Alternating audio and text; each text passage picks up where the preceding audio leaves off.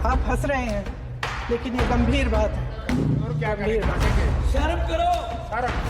देश कायरों के हाथों में ज्यादा देर तक कभी नहीं रहा।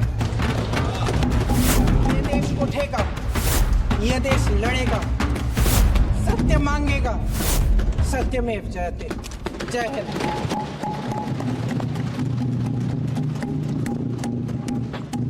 नमस्कार।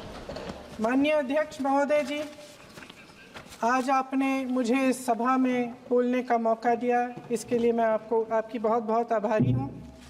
सबसे पहले जो सुरक्षाकर्मी, जो जवान अफसर 13 दिसंबर को संसद की सुरक्षा के लिए शहीद हुए, उनके प्रति मैं श्रद्धांजलि व्यक्त करना चाहती हूँ। महोदय, हजारों साल पुरानी हमारी देश की, धर्म की एक पुरानी परंपरा रही है। ये परंपरा संवाद, चर्चा की रही है। एक गौरवशाली परंपरा है जो दर्शन ग्रंथों में, वेदों में, उपनिषदों में दिखती है। वाद विवाद और संवाद की हमारी पुरानी संस्कृति है। अलग अलग धर्मों में भी, इस्लाम में, सूफियों में, बौद्ध धर्म में, जैन धर्म में, सिख धर्म में भी ये वाद संवाद, ये चर्चा बहस, इसकी संस्कृति रही है। इसी परंपरा से उभरा हमारा स्वतंत्रता संग्राम। हमारा स्वतंत्रता संग्राम विश्व में एक अनोखा संग्राम था, एक अनोखी लड़ाई थी जो अहिंसा और सत्य पर आधारित थी। ये वाद संवाद की जो परंपरा है, इसको इस संग्राम ने आगे कैसे बढ़ाया? क्योंकि ये जो संग्राम था, ये जो लड़ाई थी हमारी आज़ादी के लिए, एक बेहद लोकतांत्रिक लड़ाई थी। इसमें देश के किसान, देश के जवान, देश के मजदूर, देश के अधिवक्ता, देश के बुद्धिजीवी, चाहे किसी भी जाति के हों, चाहे किसी भी धर्म के हों, चाहे किसी भी भाषा को बोलते हों, सब इस स्वतंत्रता संग्राम में शामिल हुए। सब ने हमारे देश की आज़ादी की लड़ाई लड़ी।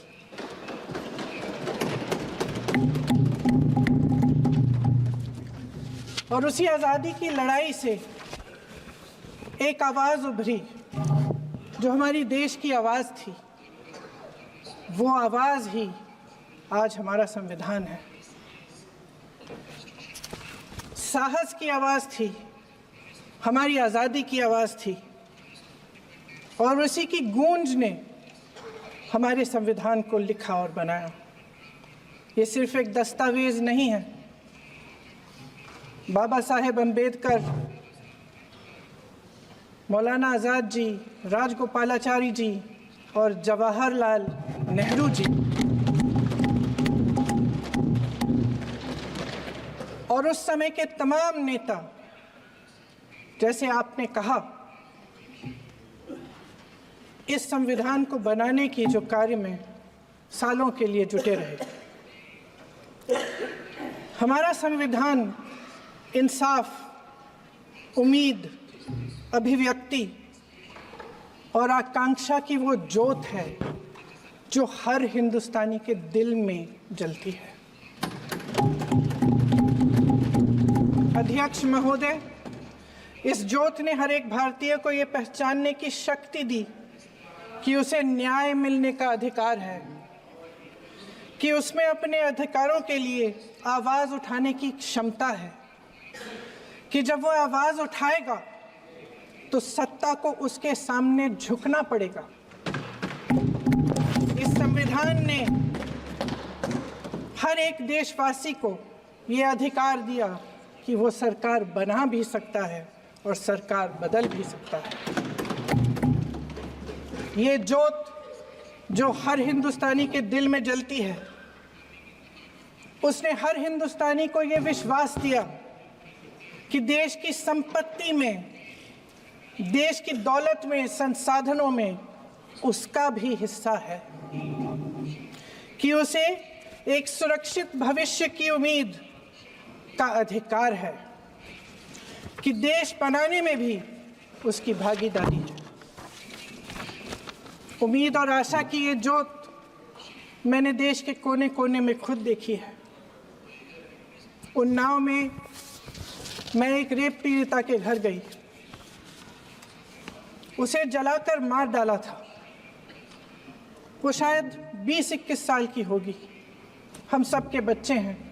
हम सोच सकते हैं कि अगर हमारी बेटी के साथ बार बार बलात्कार हुआ और फिर जब वो अपनी लड़ाई लड़ने के लिए गई तो उसको जलाकर मार डाला गया होता तो हम पर क्या बीतती। मैं उस बच्ची के पिता से मिली। उसके खेत जलाए गए थे, उसके भाइयों को पीटा गया था, उसके पिता को बाहर से घर के बाहर घसीट कर मारा गया था। उस पिता ने मुझे बताया कि बेटी, मुझे न्याय चाहिए। मेरी बेटी अपने एफआईआर को दर्ज करने के लिए जब जिले में गई तो उसको मना किया गया। अगले जिले में जाना पड़ा उसे। वो रोज सुबह 6 बजे उठकर तैयार होकर अकेली अपने मुकदमे को लड़ने के लिए अगले जिले में ट्रेन से जाती थी। उसके पिता ने मुझे कहा कि मैंने उससे कहा, बेटी अकेले मत जाओ, छोड़ दो ये लड़ाई। लेकिन उसकी बेटी ने उसको जवाब दिया कि नहीं पिताजी, मैं अकेली जाऊंगी, मैं लड़ूंगी, ये मेरी लड़ाई है, मैं इसको लड़ूंगी। ये लड़ने की क्षमता, ये हिम्मत उस लड़की को और करोड़ों भारत की नारियों को हमारे संविधान ने दी। आगरा में मैं अरुण वाल्मीकि के घर गई। अरुण वाल्मीकि पुलिस स्टेशन में काम करता था, सफाई का काम करता था। आप सोच सकते हैं हमारी तरह उसका भी परिवार था। नई नई शादी हुई थी, 2-3 महीनों का बच्चा था। पुलिस स्टेशन में चोरी हो गई। चोरी का इल्ज़ाम उस पर लगाया गया। उसके पूरे परिवार को उठाकर पुलिस स्टेशन में ले गए। आप हंस रहे हैं, लेकिन ये गंभीर बात है। और क्या गंभीर बात। शर्म करो, शर्म। अरुण वाल्मीकि को पीट पीट के मार डाला, उसकी बीवी को पीटा, उसके पिता के नाखून निकाले, उसके पूरे परिवार को पीटा गया। जब मैं उस जवान महिला से मिलने गई जो अभी अभी विधवा हुई थी, तो उसने मुझे कहा कि दीदी, हमें सिर्फ एक चीज़ चाहिए, हमें न्याय चाहिए और हम इस न्याय के लिए लड़ते रहेंगे, चाहे कुछ भी हो जाए। ये हिम्मत उस महिला को हमारे संविधान ने दी।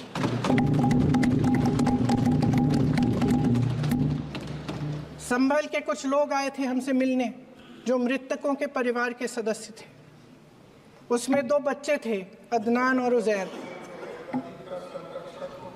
अब सुनिए, उसमें 2 बच्चे थे, अदनान और उजैर। एक बच्चा मेरे बच्चे की उम्र का है, दूसरा उससे छोटा 17 साल का है। दर्जी के बेटे थे। दर्जी का एक ही सपना था कि वो अपने बेटों को पढ़ाएगा, लिखाएगा। एक बेटा डॉक्टर बनेगा, एक बेटा भी सफल होगा दूसरा बेटा भी अपने जीवन में सफल होगा। उनके पिताजी हर रोज उनको स्कूल छोड़ते थे। उस दिन भी स्कूल छोड़ने के बाद अपनी दुकान में चले गए। उन्हें पता नहीं था कि विवाद हो रहा है। उन्होंने भीड़ देखी, घर आने की कोशिश की तो पुलिस ने गोली से मार डाला। वो 17 साल का बच्चा अदनान मुझसे कहता है, वो 17 साल का बच्चा अदनान मुझसे कहता है कि मैं बड़ा होकर डॉक्टर बन के दिखाऊंगा, मैं अपने पिता का सपना साकार करूंगा। ये सपना, ये आशा उसके दिल में हमारे संविधान ने डाली। अध्यक्ष महोदय, हमारे देश के करोड़ों देशवासियों के संघर्ष में, अपने अधिकारों की पहचान में, इनकी कठिन से कठिन परिस्थितियों से लड़ने की अपार हिम्मत में और देश से न्याय की अपेक्षा में हमारे संविधान की ज्योत जल रही है। मैंने हमारे संविधान की ज्योत को जलते हुए देखा है और इसके साथ साथ ये भी समझा है कि हमारा संविधान एक सुरक्षा कवच है, एक ऐसा सुरक्षा कवच है जो देशवासियों को सुरक्षित रखता है, न्याय का कवच है, एकता का कवच है और अभिव्यक्ति की आज़ादी का कवच है। दुख की बात यह है कि मेरे सत्ता पक्ष के साथी जो बहुत बड़ी बड़ी बातें करते हैं, इन्होंने इन 10 सालों में ये सुरक्षा कवच, सत्ता पक्ष के मेरे साथियों ने ये सुरक्षा कवच तोड़ने का पूरा प्रयास किया है। संविधान में सामाजिक, आर्थिक और राजनीतिक न्याय का वादा है। ये वादा एक सुरक्षा कवच है जिसको तोड़ने का काम शुरू हो चुका है। लैटरल एंट्री और निजीकरण के जरिए ये सरकार आरक्षण को कमजोर करने का काम कर रही है। अगर लोकसभा में ये नतीजे नहीं आए होते तो ये संविधान बदलने का काम भी शुरू कर लेते। सच्चाई ये है अध्यक्ष महोदय कि आज संविधान बार बार इसलिए कह रहे हैं क्योंकि इस चुनाव में इनको पता चल गया कि इस देश की जनता ही इस संविधान को सुरक्षित रखेगी, कि इस चुनाव में हारते हारते जीतने से इन्हें एहसास हुआ कि ये संविधान बदलने की बात इस देश में नहीं चलेगी। आज जनता की मांग है कि जाति जनगणना हो। सत्ता पक्ष के मेरे साथी ने इसका जिक्र किया। ये जिक्र भी आज इसलिए हो रहा है क्योंकि चुनाव में ये नतीजे आए। ये जाति जनगणना इसलिए जरूरी है ताकि हमें पता चले कि किसकी क्या स्थिति है और नीतियां उस हिसाब से बने। इनकी गंभीरता का प्रमाण ये है कि जब चुनाव में पूरे विपक्ष ने जोरदार आवाज उठाई कि ये जाति जनगणना होनी चाहिए, तो इनका जवाब देखिए। इनका जवाब भैंस भाग भैंस चुरा लेंगे, मंगलसूत्र चुरा लेंगे, इनका ये जवाब था। ये गंभीरता है इनकी जाति जनगणना पर। महोदय, हमारे संविधान ने आर्थिक न्याय की नींव डाली, किसानों, गरीबों और को जमीन बांटी, भूमि सुधार किया, जिसका नाम लेने से कभी कभी आप झिझकते हैं और कभी कभी उनका नाम धड़ाधड़ इस्तेमाल किया जाता है अपने आप को बचाने के लिए। उन्होंने HAL, BHEL, SAL, GAIL, ONGC, NTPC, railways, IIT, IIM, oil refineries, तमाम PSU बनाए।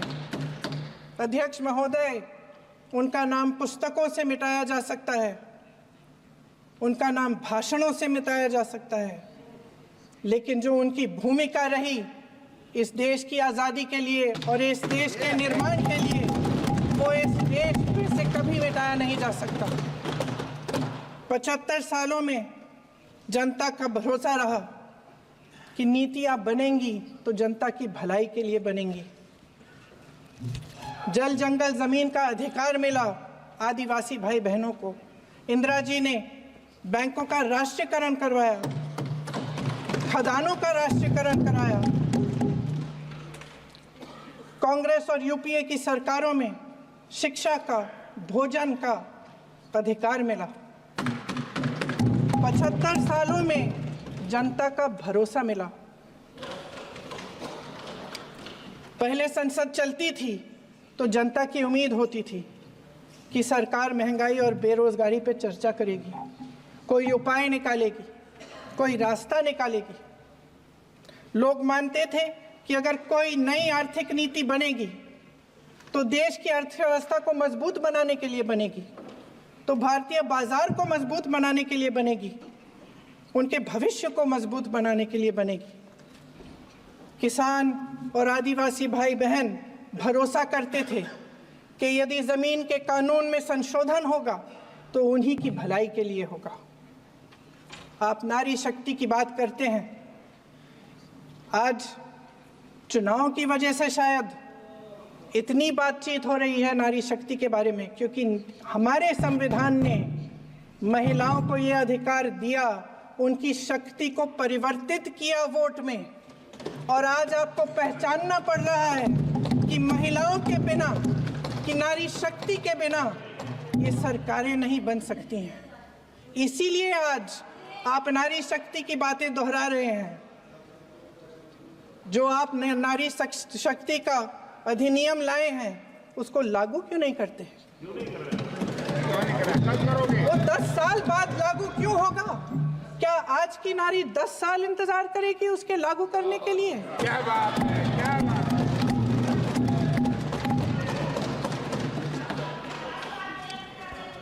आज संसद में बैठे हुए सत्ता पक्ष के मेरे साथी ज्यादा से ज्यादा अतीत की बातें करते हैं। 1921 में क्या हुआ, कब हुआ, नेहरू जी ने क्या किया। अरे वर्तमान की बात करिए, देश को बताइए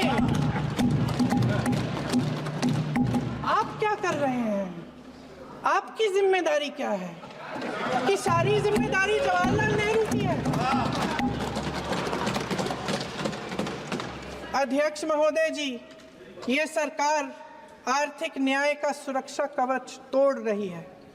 आज संसद में बैठी ये सरकार बेरोजगारी और महंगाई से जूझ रही हमारी जनता को क्या राहत दे रही है? कृषि के कानून भी बड़े बड़े उद्योगपतियों के लिए बन रहे हैं। सही एमएसपी को छोड़िए, डीएपी तक नहीं मिल रहा है।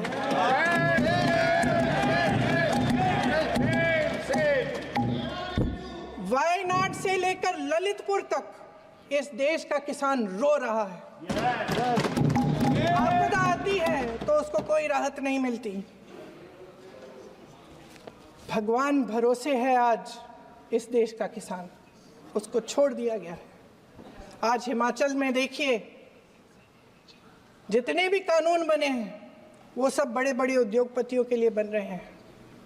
हिमाचल में जो सेब उगता था उसके जो छोटे छोटे किसान हैं वह रो रहे हैं, क्योंकि एक व्यक्ति के लिए सब कुछ बदला जा रहा है। सुनने की हिम्मत रखो।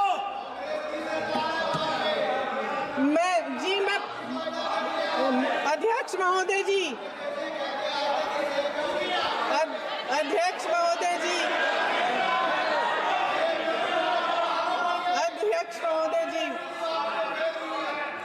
महोदय जी, अडानी जी को सारे कोल्ड स्टोरेज प्रदेश की सरकार ने नहीं दिए। अडानी जी को सारे कोल्ड स्टोरेज आपकी सरकार ने दिए। देश देख रहा है कि एक व्यक्ति को बचाने के लिए 142 करोड़ देश की जनता को नकारा जा रहा है। सारे बिजनेस, सारे संसाधन, सारी दौलत, सारे मौके एक ही व्यक्ति को सौंपे जा रहे हैं। सारे बंदरगाह, एयरपोर्ट्स, सड़कें, रेलवे का काम, कारखाने, खदाने, सरकारी कंपनियां सिर्फ एक व्यक्ति को दी जा रही है। जनता के मन में हमेशा ये विश्वास होता था कि अगर कुछ नहीं है तो संविधान हमारी सुरक्षा करेगा, मगर आज आम लोगों के बीच ये धारणा बनती चली जा रही है कि सरकार सिर्फ अडानी जी के मुनाफे के लिए चल रही है। देश में बहुत तेजी से गैर बराबरी बढ़ रही है। जो गरीब है वो और गरीब हो रहा है, जो अमीर है वो और अमीर हो रहा है। इस सरकार ने आर्थिक न्याय की भी सुरक्षा कवच तोड़ दिया है। राजनीतिक न्याय की जब बात होती है, मेरे सत्ता पक्ष के साथी आज खड़े हुए और तमाम गिनती करने लग गए कि ऐसा हुआ वैसा हुआ 1975 में जो हुआ। तो सीख लीजिए ना, आप भी सीख लीजिए, आप भी अपनी गलतियों के लिए माफी मांग लीजिए। आप भी बैलेट पे चुनाव कर लीजिए, आप भी बैलेट पे चुनाव कर लीजिए। दूध का दूध, पानी का पानी हो जाएगा। आप राजनीतिक न्याय की बात करते हैं, सरकारों को पैसों के बल पर गिरा देते हैं।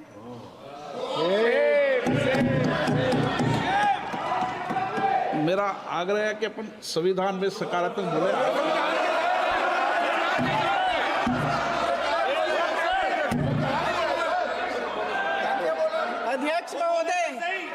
अध्यक्ष महोदय, सत्ता पक्ष के हमारे साथी ने एक उदाहरण दिया उत्तर प्रदेश की सरकार का, तो मैं भी एक उदाहरण दे देती हूँ महाराष्ट्र की सरकार का। मैं भी एक उदाहरण दे देती हूँ हिमाचल की सरकार को तोड़ने की कोशिश किसने की, पैसों के बल पे की, गोवा की सरकार। तमाम उदाहरण है। राजस्थान की क्या ये सरकारें जनता ने नहीं चुनी थी? क्या संविधान इन पर लागू नहीं था? पूरी देश की जनता जानती है कि इनका हंसती है, जानती है कि इनके यहाँ तो वॉशिंग मशीन है।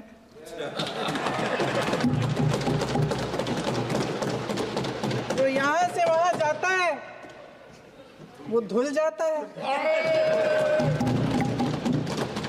इस तरफ दाग, उस तरफ स्वच्छता। और मेरे कई ऐसे साथी हैं जो इस तरफ होते थे उस तरफ चले गए, मुझे दिख भी रहे हैं, वॉशिंग मशीन में शायद धुल गए हैं। अध्यक्ष महोदय, जहां भाईचारा और अपनापन होता था, जहां हमारे संविधान ने एकता का सुरक्षा कवच दिया था, वहां शक और घृणा के बीज बोए जा रहे हैं। एकता का सुरक्षा कवच तोड़ा जा रहा है।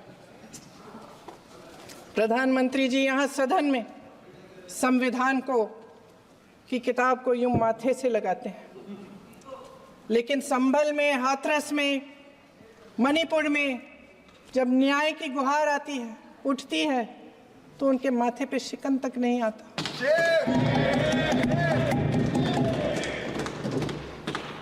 शायद समझ नहीं पाए हैं कि भारत का संविधान संघ का विधान नहीं है।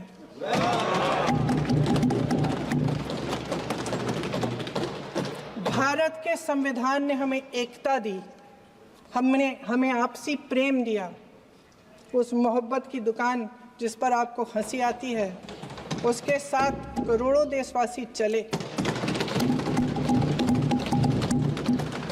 करोड़ों देशवासियों के दिल में एक दूसरे के लिए प्रेम है, घृणा नहीं है।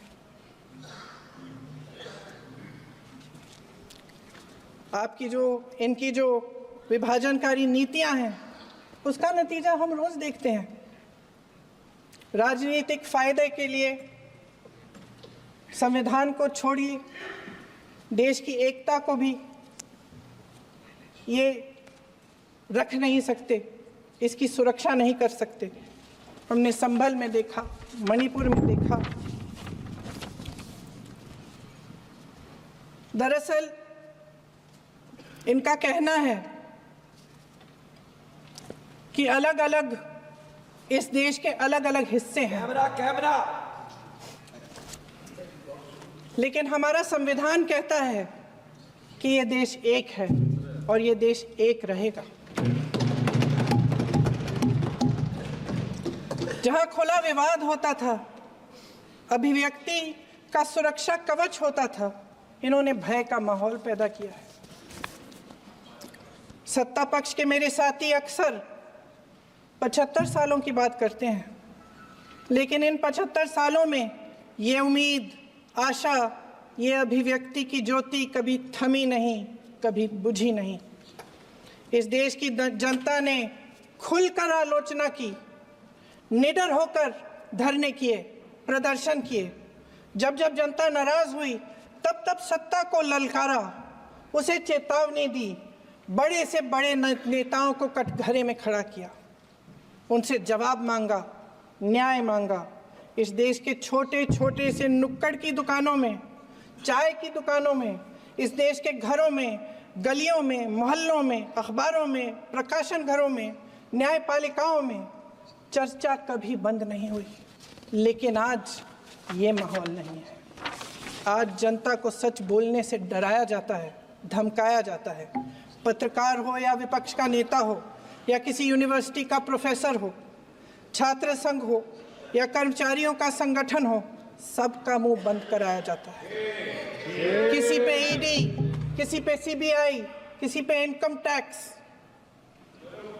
फर्जी मुकदमे लगवाए जाते हैं, जेल में डाल दिया जाता है, विपक्षी नेताओं को जेल में डाल दिया जाता है, उनको सताया जाता है। किसी को नहीं छोड़ा इस सरकार ने। देशद्रोही कह के उत्तर प्रदेश में मुझे याद है कुछ अध्यापिकाएं प्रदर्शन कर रही थी, उन पर मुकदमा डाल दिया देशद्रोही का, उन्हें देशद्रोही कह दिया। इन्होंने देश का पूरा माहौल भय से भर दिया है। इनकी मीडिया की मशीन झूठ फैलाती है, तरह तरह के आरोप लगाती है, और शायद वह भी भय में ही है।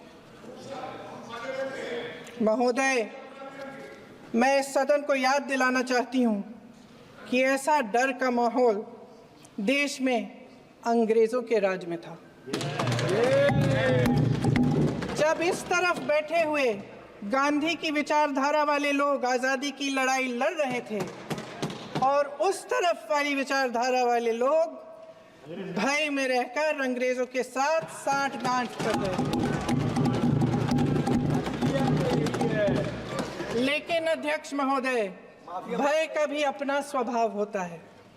भय फैलाने वाले हमेशा भय का खुद शिकार बन जाते हैं। ये प्रकृति का नियम है। आज इनकी भी यही हालत हो गई है। भय फैलाने के इतने आदी हो गए हैं कि खुद भय में रहने वाले हैं। चर्चा से डरते हैं, आलोचना से घबराते हैं। कई दिनों से हम मांग रहे हैं कि चर्चा करिए, लेकिन चर्चा करने की हिम्मत ही नहीं है।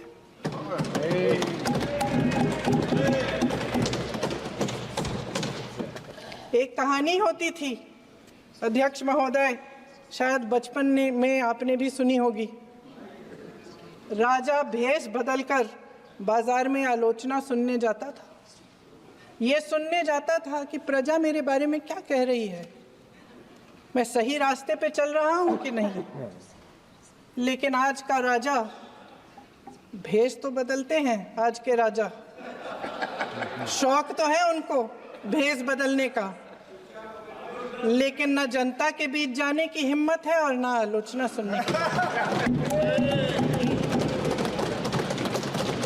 महोदय, मैं तो सदन में नहीं हूं।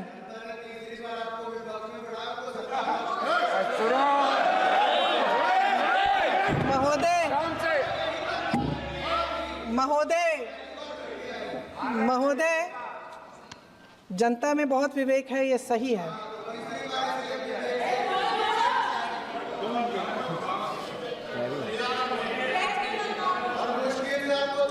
अच्छा महोदय, मैं सदन में नहीं हूँ, कुछ हाँ ठीक है, मैं सदन में नहीं हूँ, मात्र 15 दिनों से आ रही हूँ। लेकिन मुझे ताज्जुब होता है कि इन 15 दिनों में इतनी बड़े इश्यूज हैं, इतनी बड़ी बातें हैं, प्रधानमंत्री जी मात्र एक दिन के लिए शायद 10 मिनट के लिए दिखे हैं सब।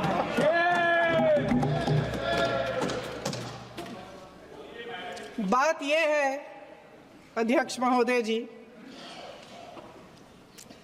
कि ये देश भय से नहीं, साहस और संघर्ष से बना है। इसको बनाने वाले देश के किसान, जवान, देश के करोड़ों मजदूर और गरीब जनता है। संविधान इनको साहस देता है। मेहनती मिडिल क्लास है और इस देश के जो करोड़ों देशवासी हैं जो रोजाना भयंकर परिस्थितियों का सामना करते हैं, उनको साहस देता है। वायनाड में जो आपदा आई, उसमें एक छोटा लड़का था 17 साल का। 6 घंटों के लिए उसने अपनी माँ को बचाने की कोशिश की। 6 घंटों के लिए आप सोच सकते हैं कि अगर नदी की धारा बह रही है, नाराज है, आप अपनी माँ को पकड़े हो, 6 घंटों के लिए पकड़े रखते हो कि मेरी माँ बच जाएगी, और अंत में वो माँ भी बह जाती है। उस लड़के का साहस, उन महिलाओं का साहस जो पीड़ित हैं लेकिन फिर भी अपनी लड़ाई लड़ रहे हैं, उन संभल के बच्चों का साहस जिनके पिताजी अभी अभी गुजर गए लेकिन फिर भी उनके सपनों को साकार करने की हिम्मत है, उनका साहस है, वो साहस इस संविधान ने दिया है।